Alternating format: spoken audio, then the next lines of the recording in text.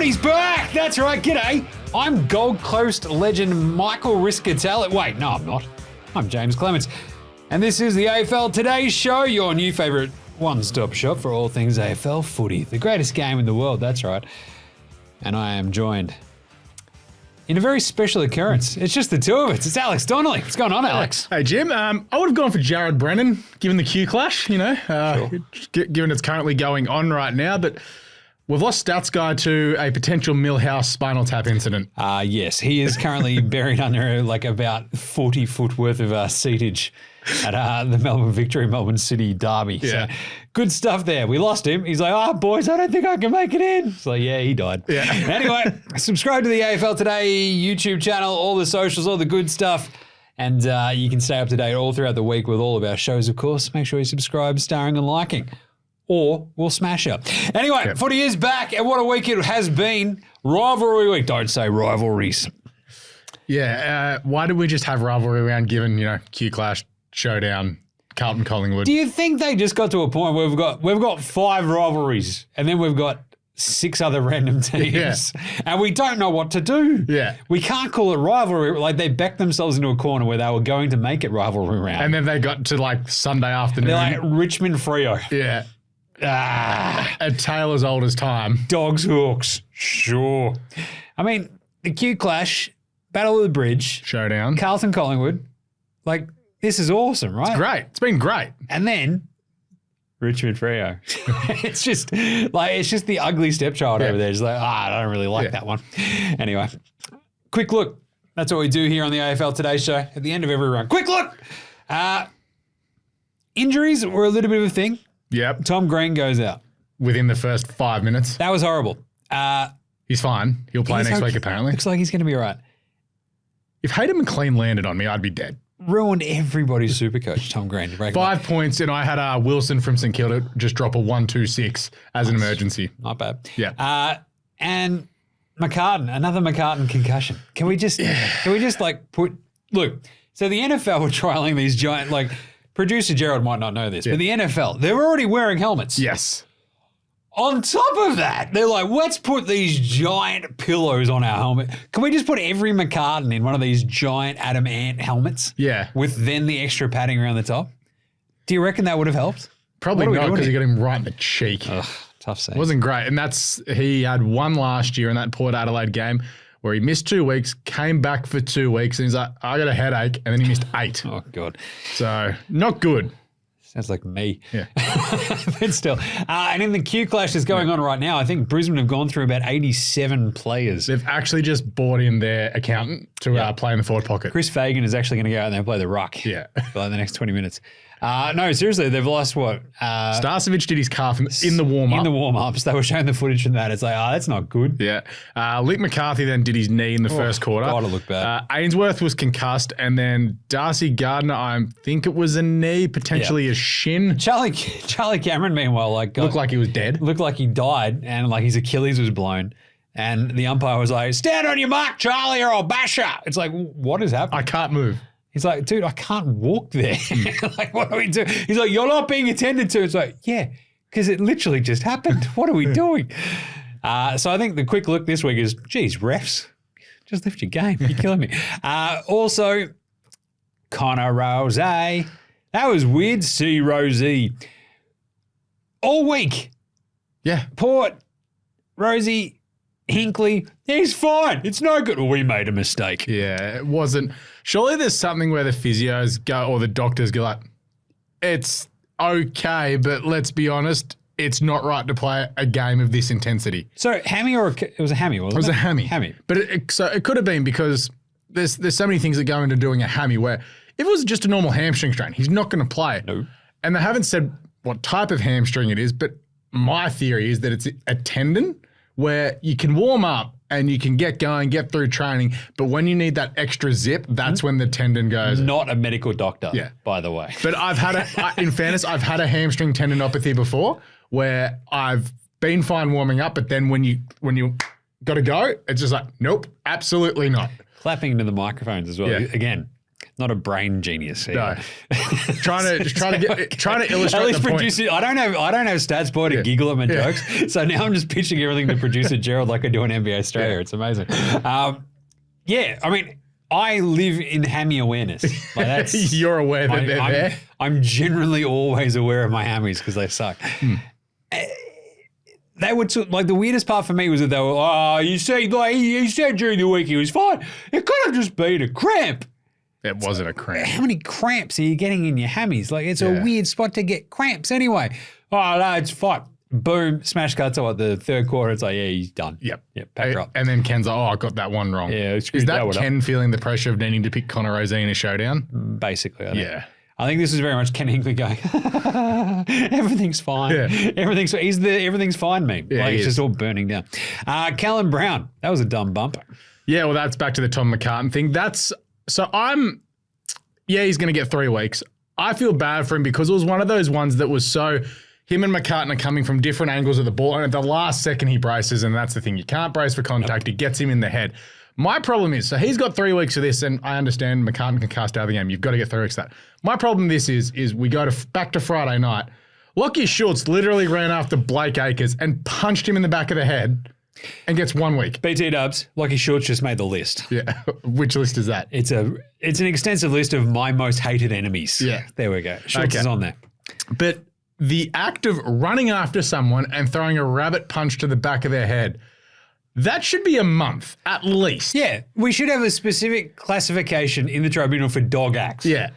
That's a dog act.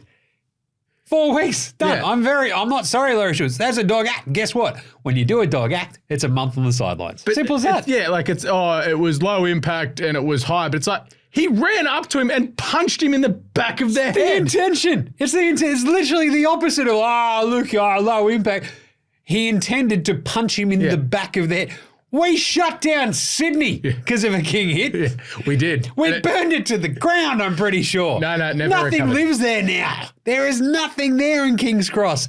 Bouncers out at jobs, bartenders just doing all the blow themselves rather than selling it. All the good stuff. Like, it's just chaos. But either way, the point being, like, the intention is the thing that got me in the Schultz thing. Yeah. So he literally was like, I don't want to punch that guy. And he punched him. Yeah. And you're like, that's a dog act. My point, completely here, dog acts, 4 weeks minimum. Yep. Like it. Cool. This is why they call me the Vice President of Common Sense. Simple. Also, common sense, I don't know, don't start Nat Fyfe as your sub. Yeah. I mean, it worked. They won. They did win. But geez, you just tore the heart out of every SuperCoach player in the country. But it's the same thing like you heard talking about injuries, Elliot Yeo hurting his groin. Yo! What was it? I've just completely spaced on what his name. Simpson said, we were thinking about resting him because he's had such a heavy load in the first sort of month and a half. And then he's done that. It's like, damn. Yep. He was playing so well. That was the toughest part of the Yo thing. Because he's a guy who has like this weirdly storied career already that's already been wildly afflicted by injury. Yep.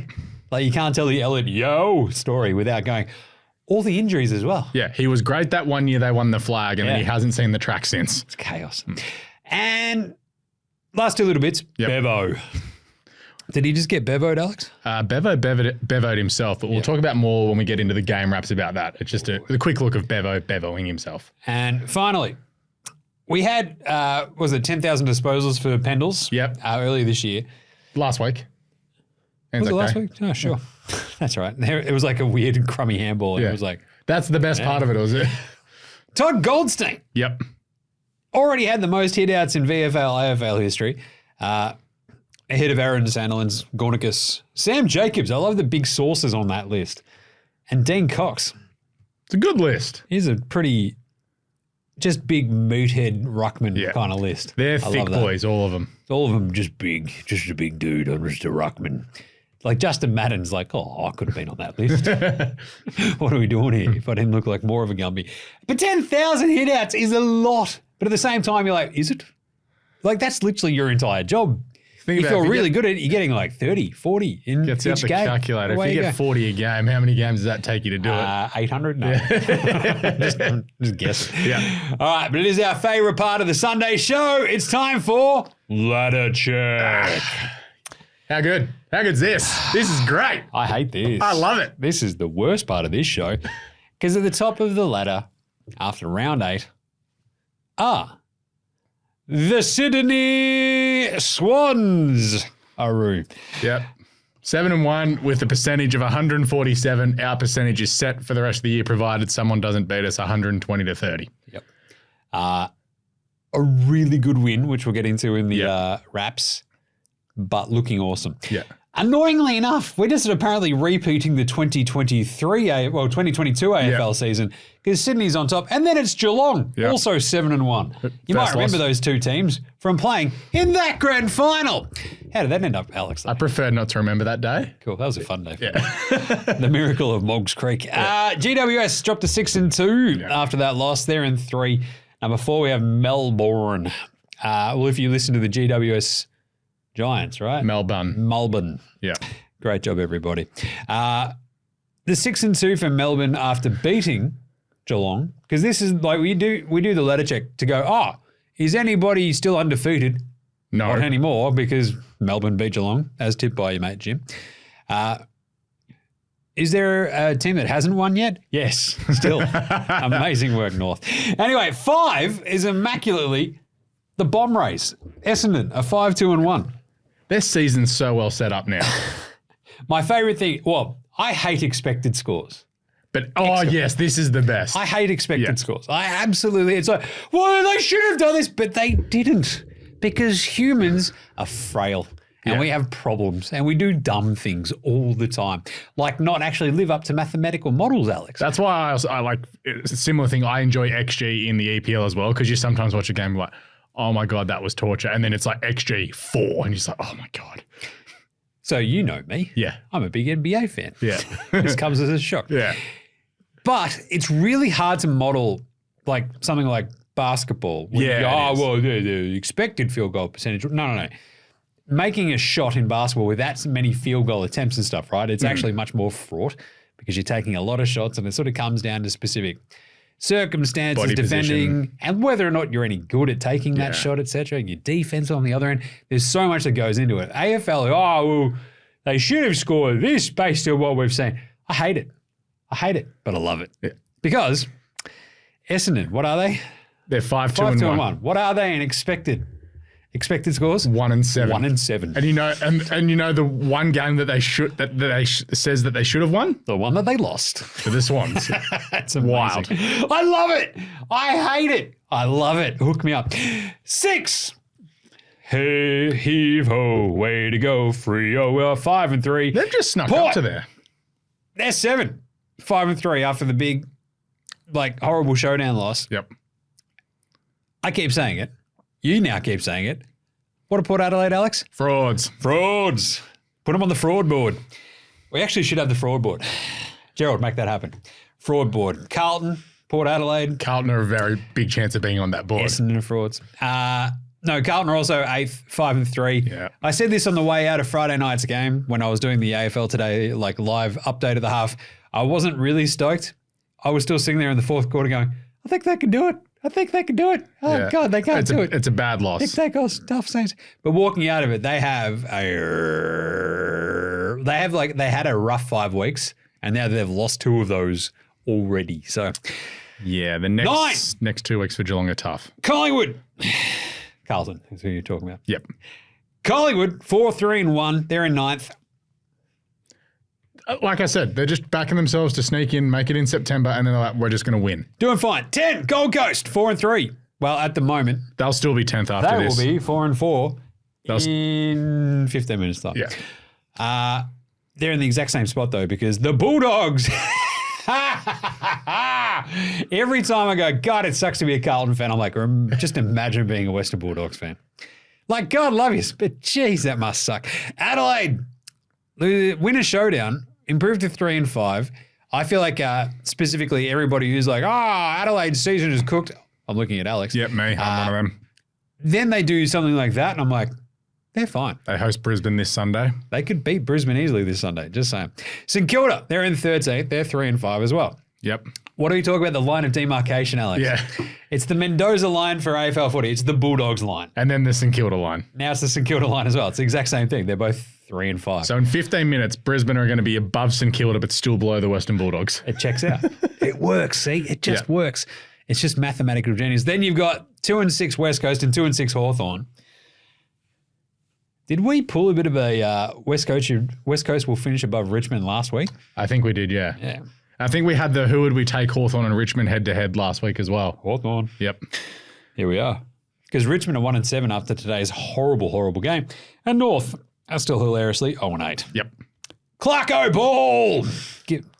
That was their first mistake. Calling it Clarko ball. Well, how's Angewell going in the EPL late in the season? They're doing great. It's fine. There's nothing to say.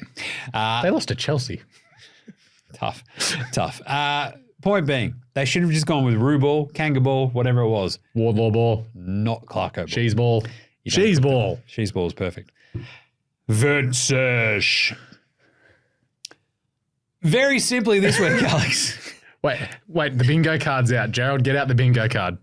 The Sesh bingo card is, can we just figure out, can the umpires just figure out what holding the ball or incorrect disposal is? This is a very simple Sesh this week. Yeah. To the point where I don't want to keep dumping on umpires week in, week out, or commentators or whatever. But I feel like the amount of games this week where I've watched and just gone, well, that was, we're just going to keep going. Yep. I don't mind the lack of stoppages a lot of the time. I think when you actually have a crap ton of stoppages, it just grinds the game into the dirt and it sucks. At the same time, when it's a very clear and blatant holding the ball or incorrect disposal, I feel like we should be rewarding the team that forced that. So, and then you get, there was one last weekend where the umpire's on the blind side, and I think it was an Essendon player that got tackled. He legit just went bang, dished out a great handball. Umpire's arms up. Yeah, holding the ball. And we're like, what? There was 40,000 people that could see his handball, plus everyone watching at home going, no, that's the wrong call out. We've got these 4 umpires in. How are they constantly getting caught on the wrong side of contest? If the ball's going through the middle, surely you're going to have one umpire at one edge of the arc and one on the other edge so you can see the infractions from either side. Because yesterday in the GWS Sydney game, one of the Giants blokes, he got tapped on the head and just went, for people watching the video, he went, and threw his head back, and the umpire was standing the camera away. It's like, no, that's fine. The umpire 50 minutes like, nah, saw that, that's high. It's just like, for ones like that, I'm like, what are we doing? Yep. But for the holding the ball ones or the little, shirt grabs and stuff off the ball, it's like, how come they're not? Well, there was the classic one in the Freo Tigers game today where he's literally been chased down and just spilled the ball. You're like, that's holding the ball. I'm pretty sure that's a textbook example of holding the ball. And what are we doing at this point? Apparently not paying it. So anyway, just do your job, umpires. That's all we ask. That's all we ask. Anyway, I don't want to get into the umpires this week. I just don't want to. So let's do some game wraps. Game wraps! Showdown. That was a fun one. Adelaide ran over the top of them, 78-48. Port were rampant favourites. And I was the only one of us who tipped Adelaide. I think you did too, though. Yeah, I said it last Sunday. It was I got my big call-ins. I was away all week.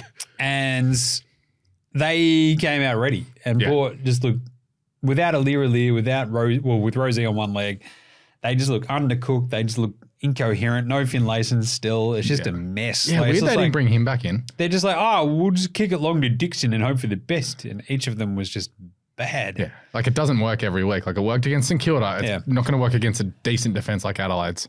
The Hornet is fantastic. Yeah. And that was the biggest story, I think, almost coming out of that beyond Adelaide winning was that, geez, I think the Hornet will be good. It's like, yeah. Or do it. Wait, can we fire it up? Run. Oh, do it! He was the number 1 pick. Yeah. He's really good. He's built like the prototypical current football player. He's amazing. He can do everything. Anyway, but playing Rosé was stupid. Jake Saligo's an absolute weapon. Imagine putting him in the midfield.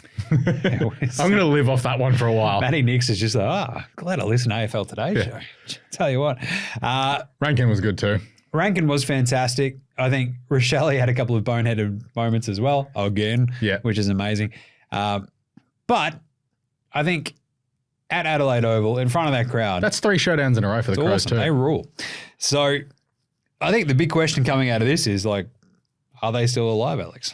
The Crom. The Crom. I think they'll they're going to, it's what I said about a month ago, they're going to run out of legs chasing the gap. By being so far back so early, by chasing the gap, they're going to run out of legs. There'll be a game or two that they lose, like that Essendon one, that they should win. And come the end of the year, that's going to be telling. Like they're going to be that with 6 weeks to go. They'll be the team you don't want to play because they're this almost like the Swans of late last year, or themselves as well, trying to charge into the 8 with a big run of momentum.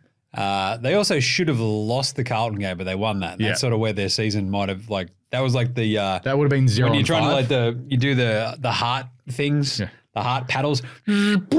So not the old school lawnmower. You're trying to start just trying to get the heart beating, and then they had to do it in front of me and my 5-year-old son. Anyway, good job by the Crom winning the showdown. It was fantastic. It was a really for a game that didn't have a lot of crazy highlights. Yeah. The sheer intensity with which that game is played at, giving it a primetime slot. Just why would you? But apparently they would sell out Marvel Stadium. Just imagine. Yeah. They had 50,000 at Adelaide Oval. Yeah. Let's put them in a Marvel. The dumbest. The roof would be closed too. Friday. This game sucked. Carlton lost to Collingwood by 6 points. Exactly called by our very own stats boy who is currently... And the margin. Yeah, nailed it. Yeah. 6 points by Collingwood. So you'll have to run me through most of this because I was at a family dinner Friday night. So it was on the TV, but it was on mute the whole time. So Collingwood should probably stop giving up pretty hefty leads early. I noticed that. I saw Collingwood are also just very, very, very good at making you play the way they want to play. And they just gummed it up. They gummed it up. And Carlton had absolutely no answer. Usually it's Carlton making very good sort of changes at the half, stuff like that. Didn't really happen this time, and it just was an arm wrestle the entire time. Yeah, well, I got to watch the last quarter and a half in total, and then I've watched bits and pieces of the first couple of quarters for Pitney. All the tools. Can I go? I didn't want to make a very specific vent sesh about one team, but it just doesn't feel like Carlton it's working. Can't play Pitto and Daicos. No, it's very simple. When they played Pitto, I think it's like they're 1-4 or something. Yeah, and when they played just Daicos, they're rolling. Yep.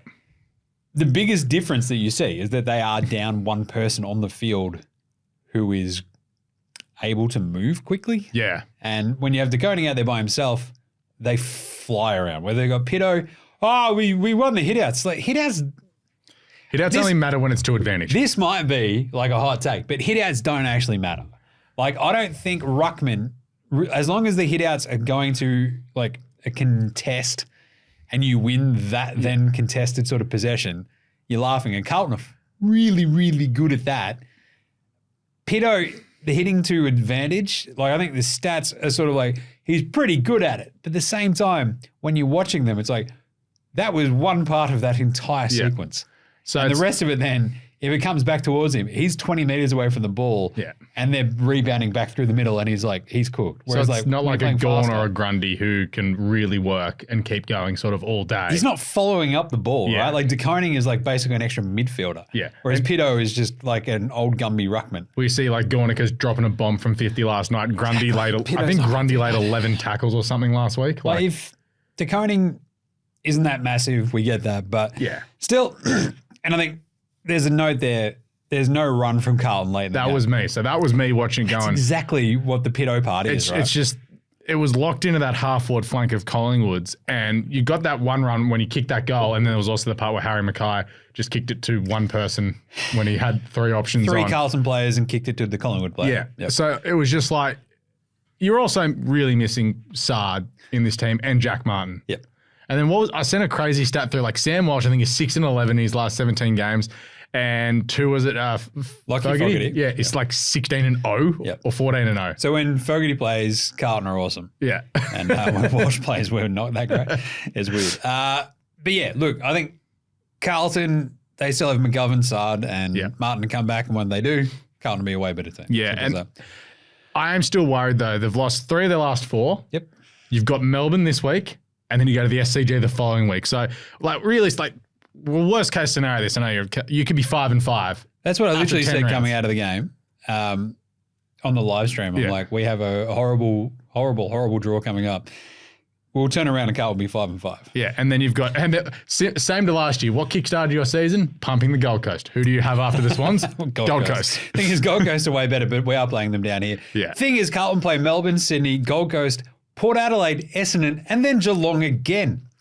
That's a horrifying next 6 weeks. You could be 6 and 8. It's ridiculous. They then play Richmond, GWS again, Bulldogs, then North, then Port again, Collingwood, Hawthorn. It is a horror run for Carlton. That's what happens when you make a prelim. You get a tough draw. But at the same time, if you don't take your chances in a game like the Geelong one or the Collingwood game. Or the Adelaide game, and suddenly you're 0-3 in those close games, you can cook your season very quickly. Flip side for Collingwood, because we've just talked a lot about Carlton. Yeah, sorry, Collingwood are really good. Sorry, Collingwood fans. You are absolutely back. They are. Look, they still look like they're down a Nathan Murphy, because they are. Yeah, they're down a Ford. Daicos is fantastic. Josh Daicos popped up here and there. Did some really good work. Myercheck, Billy Elliott. The first gamer whose name escapes me, he looked lively. Amazing.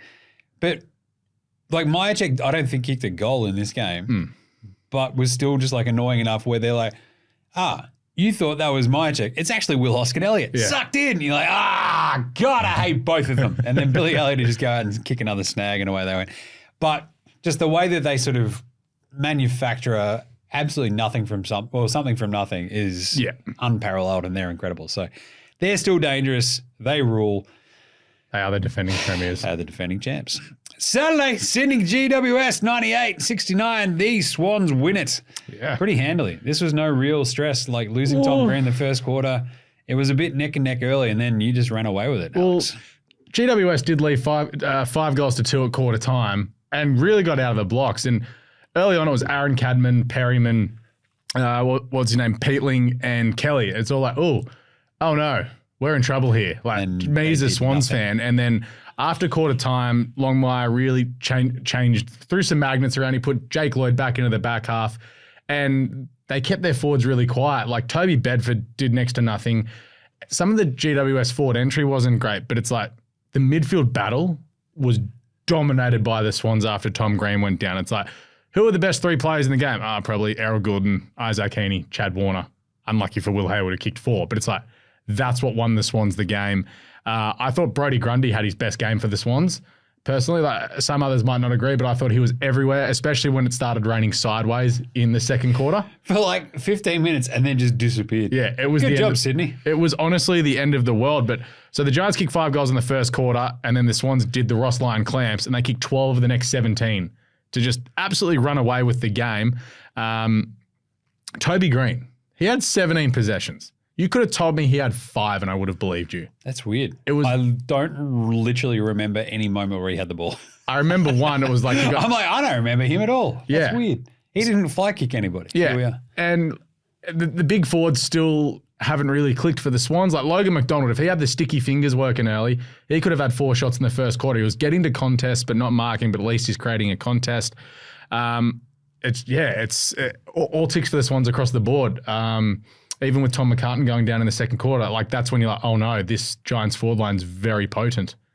They weren't very potent. Like Hogan didn't kick a goal until really late, right? Yeah.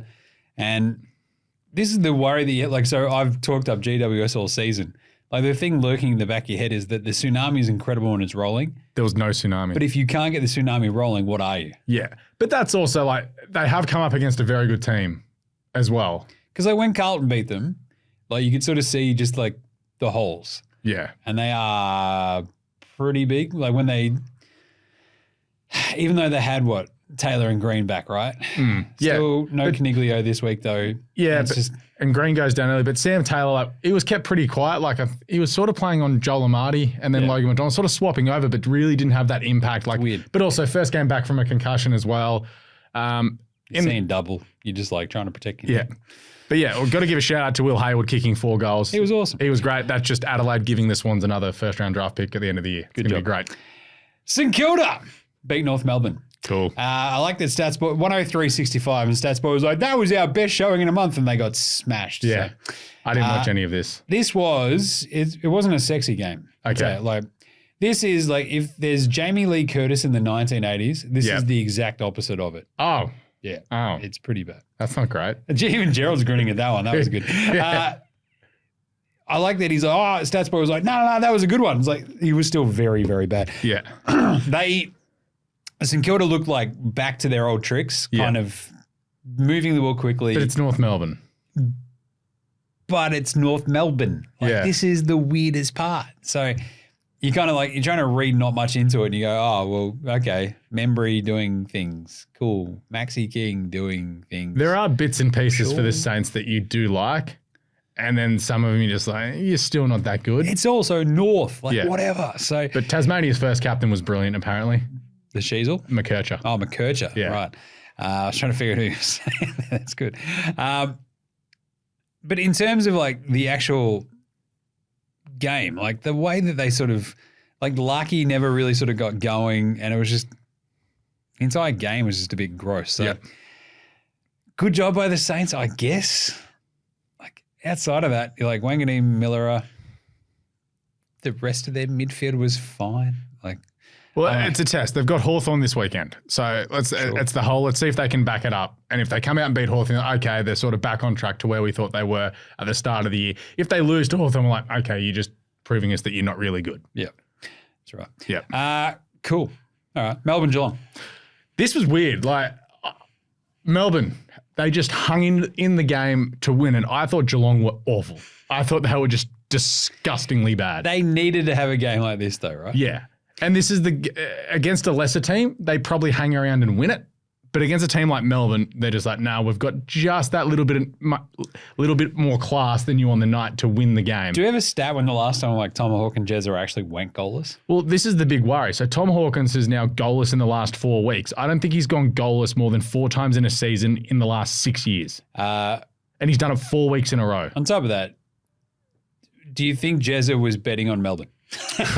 Because the way he sprayed some of those kicks, Alex, it definitely felt like he might have been. He bet the farm. I bet the farm. I bet 7 cows on me losing this game, and I won 41 cows. Yeah. He, like the first one, you're like, it's fine. The second one, you're like, what the hell? Yeah, like, when he I have a specific Stephen A. Smith drop. I was like, what the hell was that? Like that's exactly what was going through my mind as that ball was sailing wide left. I couldn't believe it. I'm like, how do you miss that badly? You're daring me, Cameron. Like, what are we doing here? You're thinking it's a goal, and it's like, oh, 2 minutes to go, game on. Yep.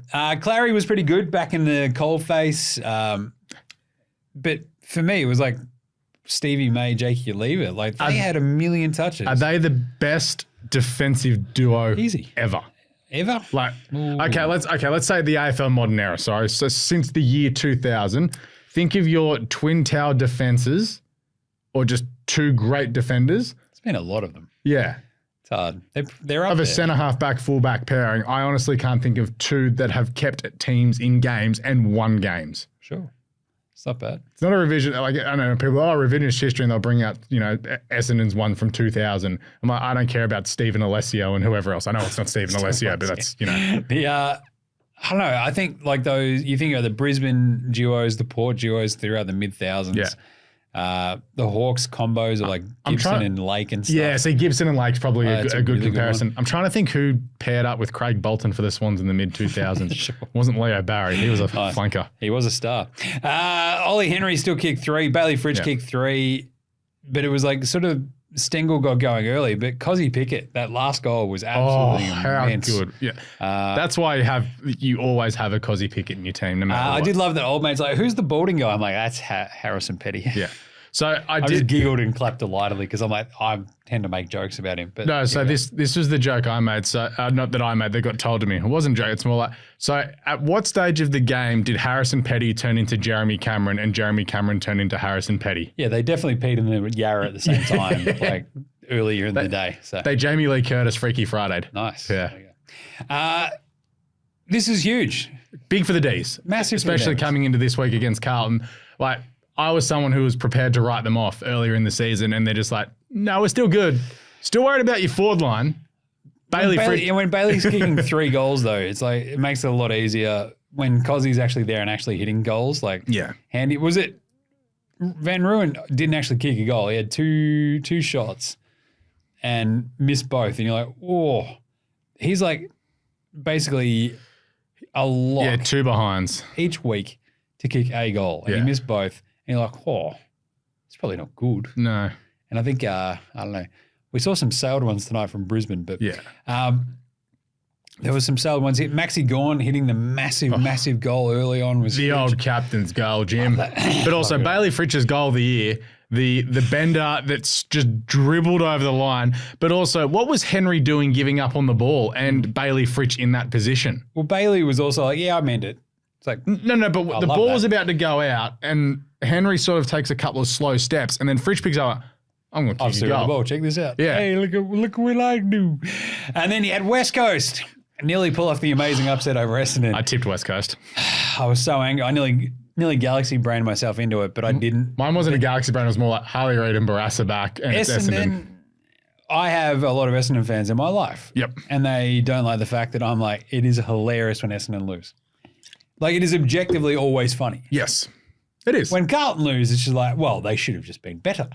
When Essendon lose, just funny. Like, these are the ways that I go about the things. And Essendon absolutely cooking this game would have been the funniest thing ever. Yeah. So we're going out there for the Sheedy game. We're going to swing our things above our head. Well, they Sam would have been. Durham was fantastic. Zerrett was incredible, and they still nearly lost. Yeah, we need to discuss Zach Merritt. He's in Brownlow contention. He'd be second right now, surely. Heenman, then Zerrett. Yeah, that's what I reckon. Like, if you're thinking about it, I reckon Heaney, Zerrett, even Gornicus would be up there at the moment because you're trying to think of who's been a dominant player throughout the year. Heaney's been the best by far. Zach Merritt is putting together a fantastic body of work. A lot of touches, a lot of goals too. He's doing great. He's looked awesome. Like, every time he's like sort of slunk forward. Yeah. Goal. Slunk. There we go. Yeah. Moved forward. Yeah. He looked incredible. Sneaked. He's just like, Duck. hey, I'm just in this space by myself. Give me the ball. Yeah. And they're like, oh, that's not a bad idea. It is a great way for us to get out of trouble is where Zach Merritt there. Yeah. But also Darcy Parish was good. Nick Martin was fantastic. Parish was really good. It's against West Coast. West Coast aren't terrible. Well, surely we've come to realise this over the past month. Sure. I reckon they'll still get blown out in some games, but at home, they're going to be tough to beat. The crowd's up and about going, hey, you know what that is? That's hope. Was Oscar Allen the problem all along?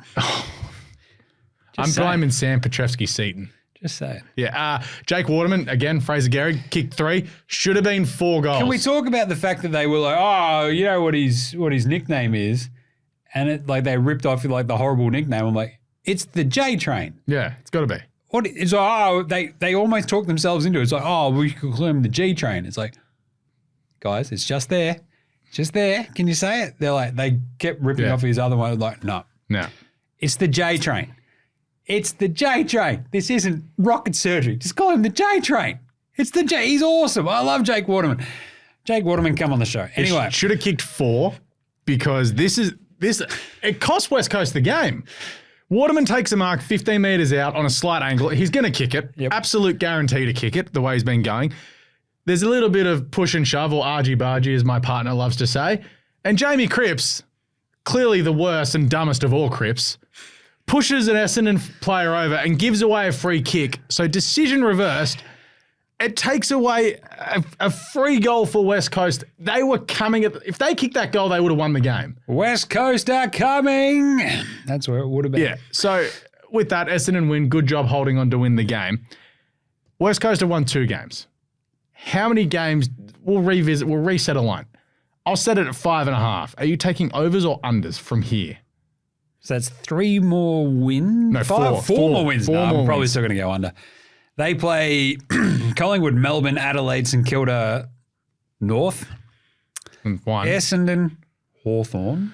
Where's the Hawthorn game? That is in West Coast. They probably win that. That's 2. 2. Melbourne, Brisbane, St Kilda again. Another derby. Gold Coast at home. Interesting. North over here. Carlton over there. Geelong over here. I'm taking the overs. I reckon they can get to 6. I think I'm going to go under still. I'll say they'll win 6. Today, Good job, Richmond Essendon. were absolutely flogged by the Fremantle Dockers. Good bounce back win for Freo. Oh, no, well, sorry, 2 in a row after beating the Western Bulldogs last week. Yeah. Yeah. It was weird. The Tigers just couldn't score. They couldn't move the ball. Dusty was there. Joe Bolton was there. The first 3 quarters were just blah. It was a tough one. The 1-7 to halftime Tigers. The 50-metre penalty at the end of the half. That's 50-metre penalty every day of the Half week. of the quarter. Either way, it was like just dumb. Like, what are you doing? But it's just give the ball back to the player. You don't put it on the ground. It is an immediate 50-metre penalty. People say, but he's not time wasting. It's like, but it doesn't matter. The rule is throw the ball back to the player. If you throw it to the player and he drops it or it slightly misses him, so be it. But if you drop the ball on the ground, it's a 50-metre penalty every day of the week. It's the simplest rule. So I did Auskick this week with the Squid. How'd he go? Not great. Didn't want to do it. We hung out. Okay. We hung out. We did some kicks on the side. Yeah. He was like... Was he a bit shy? I'm very nervous. So I'm very nervous, Dad. I'm very nervous. I'm very nervous. Did he say he was nervous? That's what Richmond were doing today. It's like, you're being paid to do this. He's 5. Like, come on. Do your job. What are you doing? He was all right. He got there in the end. Do they It's still give out like a Macca's hamburger for player of the day? Or has that changed now because, Macca's is unhealthy? No. I don't know. It's sponsored by NAB, so... Give them $10. The new kids Free home loan. Either way, Freo looked very good. Yeah. The fact that this was like a little bit of a trap game didn't seem to bother them. They've got Sarong a was decent little incredible. record at the MCG. Yep. Brayshaw was very, very good too. Jaymz, Amos, I love him. He's great. But like I think it's like this weird underrated aspect, like Jaymz and Amos and Tracy, like they're such a good combo. So like it works awesome. So end of the year, Freo have got 7 million first-round draft picks. Sure. And the chat is that they want to get Logan McDonald. Sure. But with Tracy in a miss, do you need him? That's my question. Are you going, hey, Sydney, we have these 3 draft picks. How about Chad Warner? And it's not going to happen. He's a Perth boy, but it's like, Chad Warner, question mark? Bit more spice in their midfield rather than bringing another forward. I think he loves Sydney. Sean so. Darcy got subbed after kicking a couple of goals already, and they're just like, I think we're going to win this. It's going to be fine. Yeah. Hayden Young popped up with a couple of goals as well. He's so good. Everybody else sort of got involved. Freo ran over top. What was it? 103-49. Yeah. Luke Ryan had 39 touches. He's going to pop up again in a second. Okay. Yeah, Richmond. Boy, howdy. Bulldogs. Hawthorn. Carlton Collingwood was a really, really competitive, awesome game. Carlton lose because Daicos kicks a sick goal, but also because Carlton made a bunch of dumb mistakes. Yeah. Carlton are a pretty good team. Hawthorn are not a very good team. We watched them last week. And they beat the Western Bulldogs.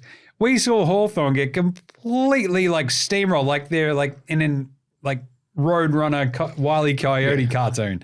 Just like, bang, off they go. That was Hawthorn. This week, the Bulldogs were Wile E. Coyote, and you don't ever want to be the Coyote. No. Right? You just want to be the Roadrunner. Hawthorn won this game in awesome fashion. Yeah. What are the Bulldogs? What are they? They stink. It's weird. They stink. Dude, like I'm just poking with a stick. Go. They're just the dead thing. Just like do something. Do something. Bont's trying his hardest. Yeah. Just the fact that this was an arm wrestle though, and I think Statsboy or Leo was on this one on Thursday going, 1 millionth intercept marks for Liam Jones. Yeah. They didn't even let him do that. Like they just brought the pressure. Crazy. Like Amon, just everyone just causing all sorts of havoc. They were absolutely unreal, the Hawks. I loved it. Sicily like dislocates his shoulder, then breaks goes his ankle forward, and is like, "I'll kick the sealer." Like this is awesome. Like what a weird chaos game. Jamari Ugle-Hagan did nothing for the vast majority of this game until he popped up late and then had a shot on goal to basically tie it and hit the point post. Had a chance to keep them in the game by getting a point because it would have been one of those, the handy point, Jim. Handy point. But he hits the behind post on the full. Like he's at 2 weeks off, he's done nothing. But it's like Bonds had 26 and 2. It's like he's literally doing his absolute hardest. He's Nelson Munsing it. Yeah. I'll throw it to myself. Yeah. But Bailey Dale had 29 touches, Treloar 33. It's the same story with the Bulldogs. They get a lot of the footy. They just use it horrendously. Yep. It would be torture being a Bulldogs fan. I know I joke about St Kilda a lot. This would be worse. It's self-flagellation. Yeah. You're just like, why am I watching this team? I know they're going to disappoint me. Yeah. Like apart from 2016, like even 2021 wasn't bad. It's still literally like their entire history. It's like, why? Why would you do it to yourself? Carlton, there are some high highs. There's some low lows. there's not that much creamy middle. Yeah. Western Bulldogs are just like this horrible creamy middle. It's just like, it tastes like, I don't know, dog crap and rubbish. And like this creamy middle is not nice at all. So I don't know. Look, all the talent is there in the world. Do we sack Bevo? What are we doing here, Alex? You can't sack him off one result. I know you've lost to Hawthorn and it's bad. You've lost by a goal. It's one of those ones where they're 3-5 at the moment. Let's get to round 16. So 8 more games. You get through the bye. Say they're, but the season's gone at that point. But that's what I mean. You're giving him a chance. You're giving him a chance over the next 8 games to turn it around and try and get them to an 8-8 and 9-7. But if they're 6-10, that's when you sack him. But if you're 6-8, like the season's done anyway, right? Like that's kind of my point. 6-8's still kind of doable. I just don't think if you're 6-10. I feel like if you want to pull the trigger and just go, we need to turn this around right now. And if we can't beat Hawthorn, if we can't come into a game against Hawthorn prepared, we need to do something. So, okay, if they lose to Richmond next week, do you pull the trigger then? Did I say Amon before? Carl Amon. Yeah, Carl Amon. Yeah. Jaymz Impey. Yeah. He was great. Yeah. He was everywhere. Didn't he lead all people with touches? Like it was incredible. No, I think he had 27, I think. Anyway. But yeah, so if they lose to Richmond next week, yes. Is that when you pull the trigger? 100%. If they lose to Richmond, it's like just fire the entire club into the sun. Like, what are you doing? Like, there's no point continuing on as a football club. So if they lose next week to Richmond, they play GWS. Impey with 27 in the end. Yeah. Sorry.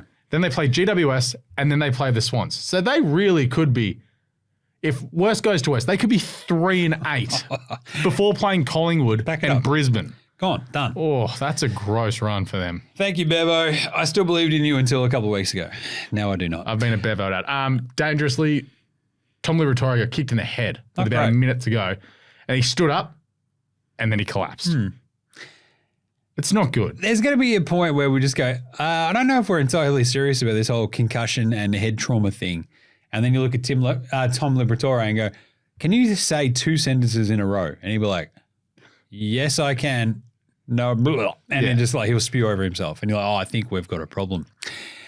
It's bad. It's bad. The Bulldogs are also bad. And then finally, Brisbane Gold Coast. Jeez, it's only taken us an hour to get through these games here.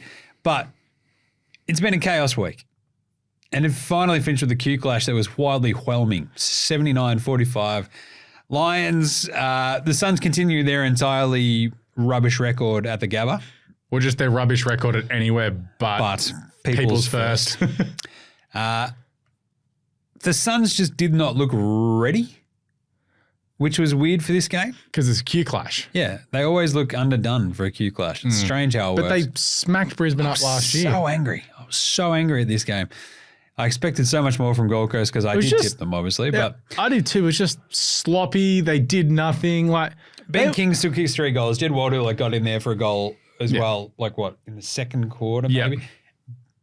But they did nothing else. The midfield didn't do it. It was like watching Brisbane last week when I was watching the Gold Coast. And Brisbane lost 4 dudes. What are we doing here? Like Zorko had 39, Neil 34, McCluggage 31. Like Zorko and Neil had 24 apiece at halftime. They did all the heavy lifting. The veterans knew when to stand up, Alex. They knew what to do.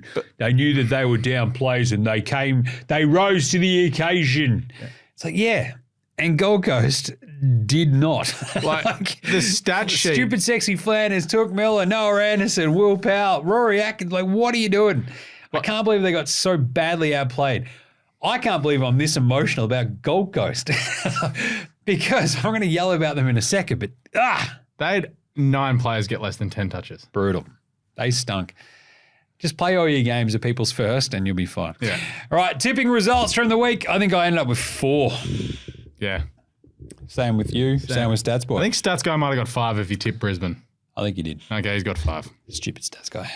Yeah. Too busy hanging out with Archie Thompson right now. Hello. Full credit to the boys. Best team of the round. This should be just Sydney. I want to say Pies because you were saying Sydney. Yeah. So my point being Collingwood can still beat anybody anywhere, anytime. Yeah. Carlton were there, could have won that. Yeah. And Collingwood sapped their will to live. Like they seriously did. Like being there at that game, you're just watching that, the way that they just go, Hey, you know how you want to make this open? We're not. We're not going to let you. Also, was 88,000 a bit disappointing? Biggest home and away crowd they've ever had. Yeah, I know, but like Friday night, should we have like 95? So you there looking around, the little patches were like right up the back. Yeah. And it was like tiny little snippets of seats where it's like, how are those not still for sale? Yeah, so there's 100,024 seats in the stadium. Exactly. And so my point was I tried to look at and buying seats and they're like, the seats, everything is sold out. Yeah. So you have this moment So of like, some people are just not turning up. what has happened to the other 10,000 tickets here? This is weird. Sesh, what's up with the ticketing? It makes no sense. Literally, like you can buy member seats and I think all the Carlton member seat, the allocation would have been right there. Yeah. The GA with like every other sort of public seat was sold out. So I don't know. It's weird.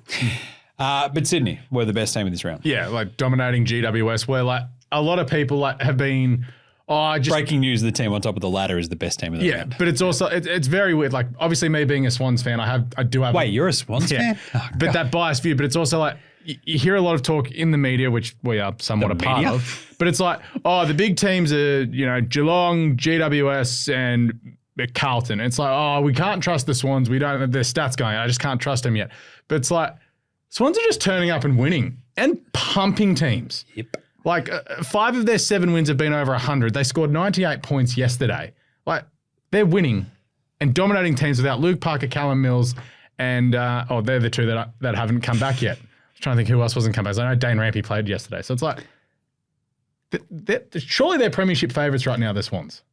So it's a weird one because you smashed Gold Coast at home. Yep. You smashed GWS at home. Yep. Belted Essendon, belted Melbourne, belted Collingwood. Lost to Richmond down here. Yeah. There's one win that Richmond have this season. I'm going to hold this over your head the entire year. It's like Richmond might end up 1-22 or whatever they're good at, right? That sounds right. And I'll be like, that's still funny. Yeah. Like, it's still amazing. I love it. But the GWS win is very good. The Gold Coast win is very good. At the SCG, I've heard that the dimensions there are very similar to the MCG. But I saw someone yesterday say, this ground's too small to be playing league footy at. And I'm just like, you're trying to trigger me. I like that. That's beat. Anyway, I think Stats Boy also had Swans. They were very good. Best on ground of the week. I was going to say Zeret, realised that Stats Boy had already written that. So I went Luke Ryan, who had 39 touches today, and just like dismantled Richmond. But Zeret was incredible. Yeah. Like out west against the Eagles, who were up and about. He was the absolute difference in that game. 100%. That's quite literally a game-winning performance.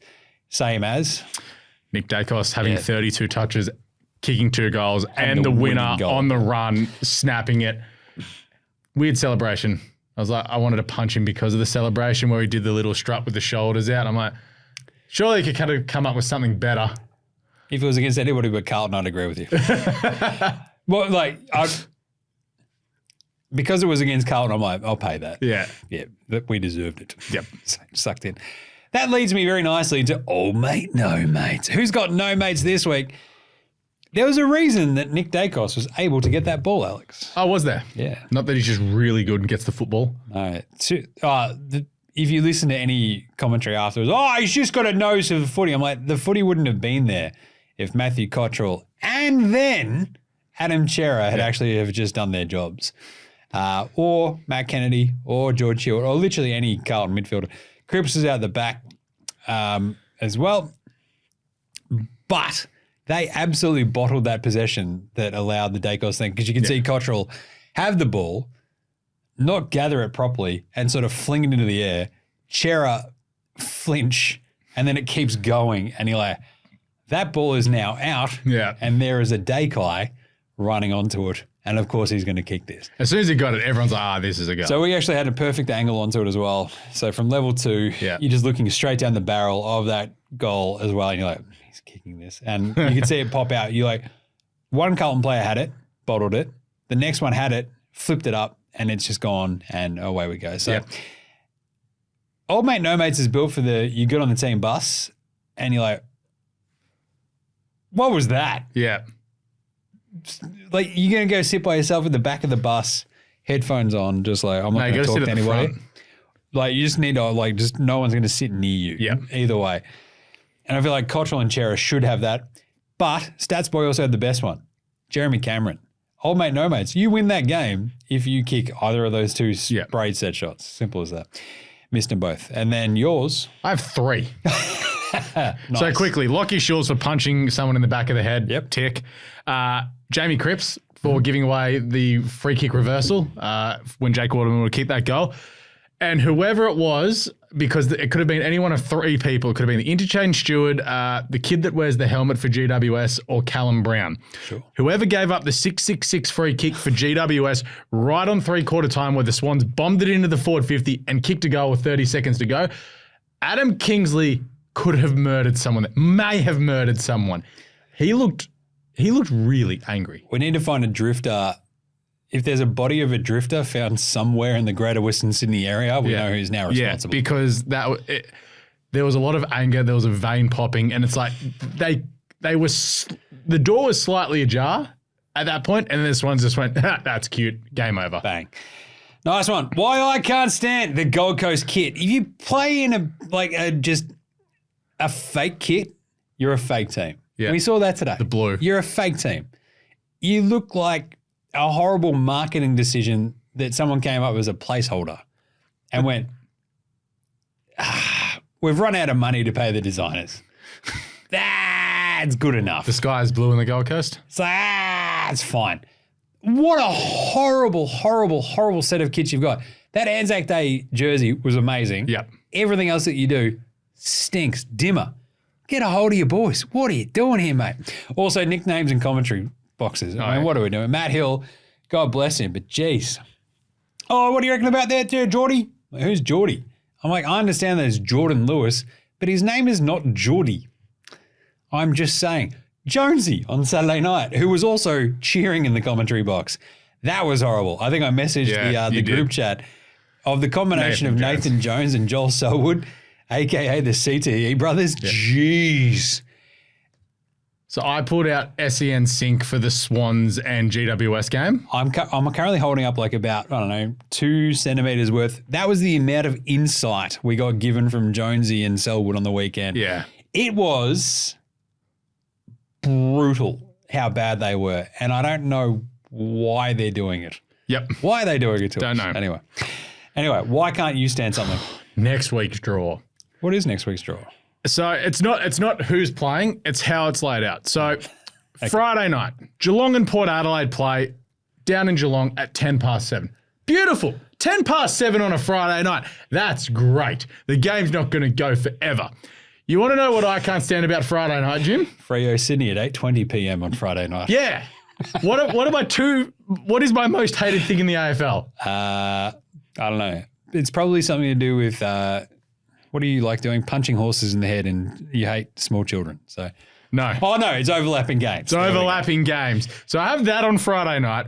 And then I'm followed up with, this isn't too bad because they're two gross games. Gold Coast and North Melbourne. Who came up with this? At 7:30. And then Richmond and the Western Bulldogs at 7:30. What are we doing? But you see, Alex, there's a late game on Sunday. No, there's not. We have 2 games only on Sunday. But we have 2 different overlapping games on Friday and Saturday night. No, Saturday night, the game starts at the same time. Exact same time, yeah. And then there's 2 overlapping games. I'm saying. So there's a big issue for me is my partner goes for Geelong. I'm a Swans fan. Who gets the remote first? She's probably going to win because she knows Taekwondo. Yeah, you get the iPad. Simple as that. Yeah. Come on. Had that last night when start watching the first half of Arsenal. But yeah, come on AFL. This is a schmozzle. Like, common sense. Bring me in. No, what are you talking about you coming in? Vice President Common Sense go, you literally just have to ask the question, hey, Jim, we usually have 3 games on Sunday.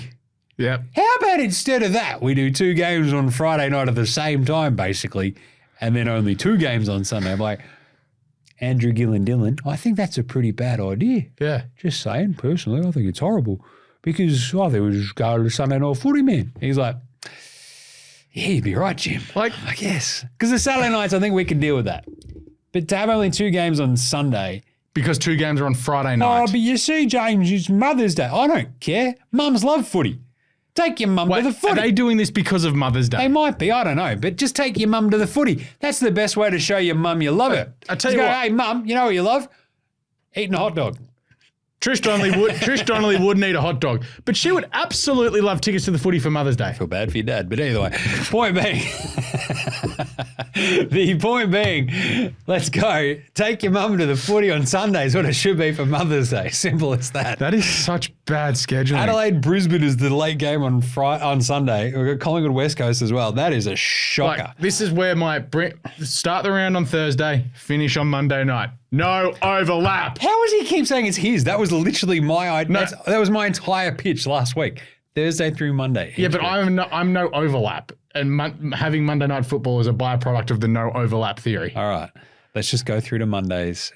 If not, just give us a late Sunday night. I don't care about doing this on 10 p.m. on a Sunday. That's what we're doing. Speaking of which, SuperCoach Wash. Nick Daicos is still pretty good. Not going to win a Brownlow this year, though. Ripped off 150. Otherwise, we had like some pretty crazy sort of, I don't know, like Sarong went really, really well. The live scoring for a lot of these dudes. Luke Ryan obviously rips off the 197. Yeah. Not bad. Zorko ended up on 159. Lockie Neal, 169. Dunkley, 164. So when you got those triumvirate Lions absolutely dominating, pretty handy. Parrish with the 148. Here's the fallen primo for SuperCoach that I've had my eye on for literally the last 3 weeks, to the point where I'm like, I went with Sarong this week going, I can probably wait one more week on Parrish. Nah. Now I'm like, God damn it, man. We've also got Grundy 143, Bont 142. Nice. Like Bont's done everything he can to lift them over the line. Bont did what he could. Will Hayward 145. But Saligo's the interesting one for me. He's at 468,000. He ripped off 146 this week. He's a fascinating case. He just gets plenty of the pill. Flip side, bad ones. Tom Green, 5. Yep. If you've already got him, though, the good news is that he looks like he'll be back for next week. That's kind of cool. Yep. The tough one is Connor Rozee. That's 54. me. Me too. That sucks. And the big one trading in this week was Sweet, 74. So it presents a quandary this week for those who did bring him for the big cash injection about what you do. Is he okay to keep playing a rock too? Probably. I've got him on the bench. Just pure cash. And you're luckier than most. Because I've got I kept Gawn and Grundy as my duo.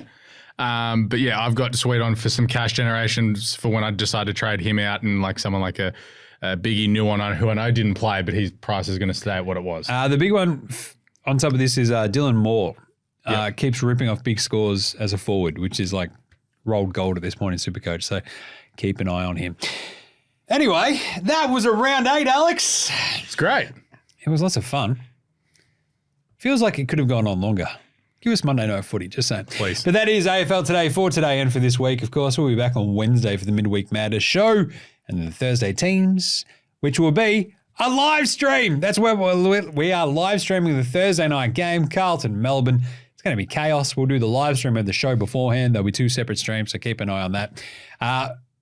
But remember to smash a like across all of the socials because of that, because we'll pop up on there doing fun stuff. All I know is when the word live stream comes up and it's a Carlton game, it immediately means a Carlton L. Yeah, Carlton are going to lose, and you can just watch me just have like the soul sucked out of my body. just like cut to like, we should have like a timestamp of like first quarter gym, second quarter gym, third quarter gym, and I'm just like, oh, I hate this. Just 8 tins deep. Stats guy now having the best time ever. Yep. But remember to get across all the socials of the AFL Today Show for all your footy. That's all we do. Facey IG, X, Threads, TikTok, and of course YouTube. I think, what is it on Facey? It's Sports Today Show. Subscribe, star, and like all of our shows, in fact. NBA Australia, Cricket Today podcast, Football Today podcast. The boys were there at the A-League elimination final between City and Victory today, which is very fun. You go check all that out.